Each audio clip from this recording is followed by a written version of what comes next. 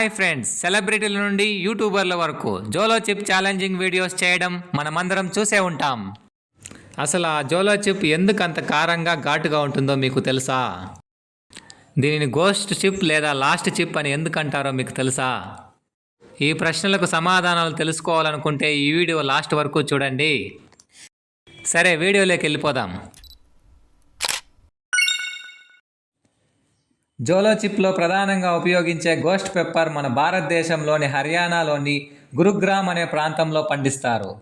Ghost పెప్పర్కి మరొక పేరు boot jolokia. Boot jolokia అనే పేరు నుండే జోలో చిప్కి జోలో అని పేరు వచ్చింది. ఇండియాలోని అతి ఘాటైన పెప్పర్స్లో ఇది కూడా ఒకటి. రెండవ పెప్పర్ కరోలినా రీపర్. దీనిని అమెరికాలోని సౌత్ కరోలినా అనే రాష్ట్రంలో పండిస్తారు. ఇది ప్రపంచంలోనే అత్యంత స్పైసీయెస్ట్ పెప్పర్గా గిన్నిస్ రికార్డులో స్థానం దక్కించుకుంది. ఇది కరోలినా అనే ప్రాంతంలో పండిస్తారు కాబట్టి దీనికి కరోలినా అనే పేరు వచ్చింది. Trinidad scorpion pepper. దీనిని ట్రినిడాడ్ అండ్ టొబాకోలోని కరేబియన్ దీవుల్లో పండిస్తారు.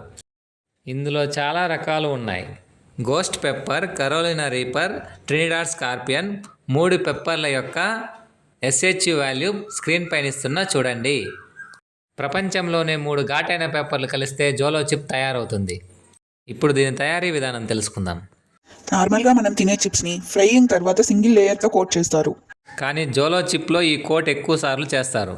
ఎక్కువ కాన్సన్ట్రేటెడ్ పౌడర్తో కోట్ చేయడం వల్ల ఈ చిప్ అనేది బ్లాక్ కలర్లో కనిపిస్తుంది. జోలో చిప్ బ్లాక్ కలర్లో ఉండటానికి కారణాలు కూడా ఇవే. జోలో చిప్ని పిల్లలు కానీ ప్రెగ్నెంట్ లేడీస్ కానీ తినకూడదు. జోలో చిప్ని టచ్ చేసి న్యూ బోర్న్ కిడ్స్ని అస్సలు ముట్టుకోకూడదు. దీన్ని తిన్న వెంటనే ఏమేమి లక్షణాలు కనిపిస్తాయో ఇప్పుడు మనం తెలుసుకుందాం. దీన్ని తిన్న వెంటనే నాలుక, గొంతు మండడం, చెమటలు, కన్నీళ్లు రావడం, దీన్ని తిన్న 15 నుంచి 30 నిమిషాల మధ్య కడుపులో మంట, వాంతులు లేదా నాజు అనే భావన అనిపిస్తుంది. దీన్ని తిన్న తర్వాత ఏమి తిన్నా పెద్దగా డైజెషన్ కాకపోవచ్చు. దీన్ని తిన్న కొన్ని గంటల్లోనే డీహైడ్రేషన్ అయ్యే ఛాన్సెస్ ఎక్కువగా ఉన్నాయి. కొన్నిసార్లు డయేరియాకు కూడా గురయ్యే అవకాశాలు ఉన్నాయి. గ్యాస్ట్రిక్ అల్సర్స్ ఉన్నవారికి ఇది చాలా హానికరం. దీన్ని తిన్న వెంటనే కూల్ వాటర్ తీసుకోకుండా రూమ్ టెంపరేచర్ వాటర్ తీసుకోవడం చాలా మంచిది. దీన్ని తిన్న తర్వాత dairy products like yogurt, chocolate and దూద్ పేడ తీసుకోవడం చాలా మంచిది. ఇలాంటి మరిన్ని విషయాలు తెలుసుకోవాలంటే మా ఛానల్ని ఇప్పుడే సబ్స్క్రైబ్ చేయండి. మీరు ఈ జోలో చిప్ ఛాలెంజ్ ఎవరికి ఇవ్వాలనుకుంటున్నారో వారి పేరు కామెంట్ చేయండి. అలాగే వారికి షేర్ చేయండి.